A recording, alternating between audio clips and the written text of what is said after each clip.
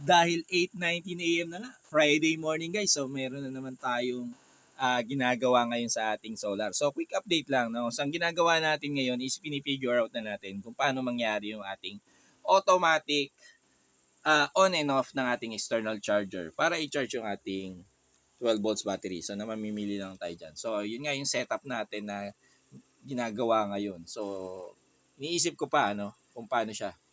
And namimili pa tayo kung anong charger yung gagamitin natin para i-charge yung ating battery. So kung yung ating facture na external charger or yung ating power supply charger. And then ano pa ba nangyari dito? So ayun guys, so napansin nyo, nag-add tayo ng LVD dito. Yung LVD na to is nakakonect siya.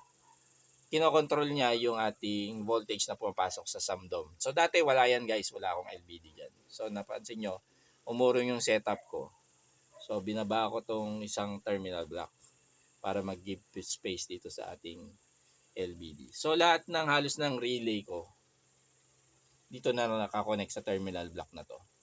And then ito namang isang terminal block na to is nakakonekta yan sa mga 12 volts load naman natin. So yung mga 12 volt sub na ginawa natin, doon siya nakakonect. So yan guys, quick update for today.